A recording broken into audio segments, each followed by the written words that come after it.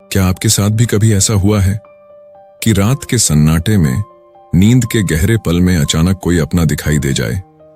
कोई जो इस दुनिया में अब नहीं रहा। किसी को सपने में अपने पिता दिखाई देते हैं, तो किसी को माँ, किसी को दादा दादी, तो किसी को कोई ऐसा परिजन जिसकी यादें आज भी दिल में जिंदा हैं। अक्सर हम सुबह उठकर यही सोचते हैं, अरे बस सपना ही तो था। लेकिन क्या आपने कभी सोचा है, वो सपना आया ही क्यों?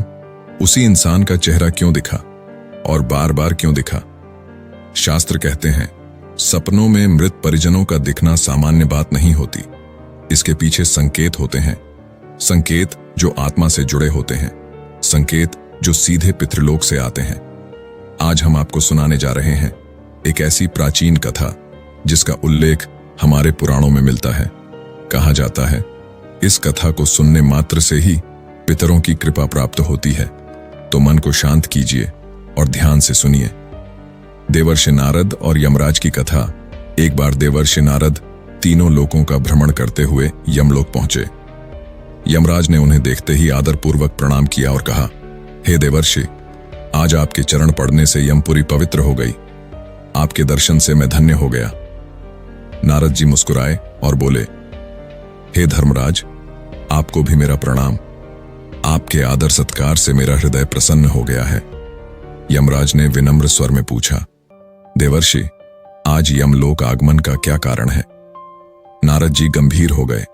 उन्होंने कहा, हे धर्मराज, मैं पृथ्वी लोक से आ रहा हूं। मैंने देखा है कि कई लोग सपनों में अपने मृत परिजनों को देखते हैं। कहीं वे रोते हैं, कहीं भूखे दिखाई देते हैं, कहीं कुछ मांगते हैं और कहीं आशीर्वाद देते हैं। मैं जानना चाहता हूं, इसका अर्थ क्या है? ये संकेत क्यों आते हैं? यमराज बोले, हे देवर्षि, मैं आपको एक कथा सुनाता हूं। इस कथा में आपके सभी प्रश्नों के उत्तर छिपे हैं। मध्य देश में एक समृद्ध नगर था। वहां एक सेठ रहता था। नाम था धर्मण। 4 भाई थे, सभी धनवान, सभी स्वस्थ। लेकिन दान नहीं, श्राद्ध नहीं, तर्पण नहीं, पूर्वजों ने जो पुण्य कमाया था उसे उन्होंने केवल भोग में लगा दिया। जब पितृपक्ष आया तो पितृलोक में पूर्वज आशा से प्रतीक्षा करते रहे, लेकिन न श्राद्ध हुआ, न तर्पण, न अन्नदान। पितरों के हृदय टूट गए। पितरों ने यमराज से प्रार्थना की, हमें अपने पुत्रों को कम से कम संकेत देने की अनुमति दीजिए। यमराज ने कहा, आप सीधे नहीं जा सकते, लेकिन स्वप्न के माध्यम से संकेत दे सकते हैं।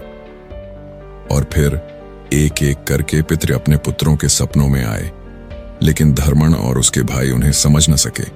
कुछ ही समय में व्यापार डूब गया, भाइयों में झगड़े हुए, बीमारी आई, दरिद्रता छा गई। तब यमराज साधु का रूप धारण कर धरती पर आए।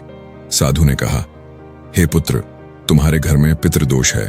और फिर यमराज ने सपनों के संकेतों का रहस्य बताया।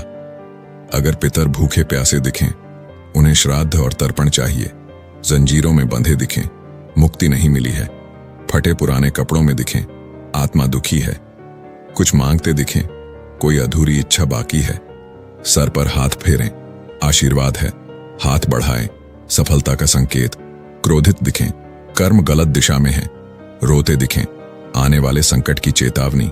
तेजस्वी और प्रसन्न दिखें, पितर मुक्त हो चुके हैं। जानवर या विचित्र रूप में दिखें, गंभीर पितृदोष। धर्मण को अपनी भूल समझ आई। सभी भाइयों ने श्राद्ध तर्पण दान किया। कुछ समय बाद पितर फिर सपनों में आए, लेकिन इस बार प्रसन्न, उज्ज्वल और आशीर्वाद देते हुए। उनका जीवन बदल गया। तो मित्रों, अगर आपको भी बार बार सपनों में मृत परिजन दिखाई दें, तो उन्हें नजरअंदाज मत कीजिए। शायद वो आपसे कुछ कहना चाहते हैं। शायद वो आज भी आपकी राह देख रहे हैं। जय पितृदेव, पितरों की कृपा हम सभी पर बनी रहे।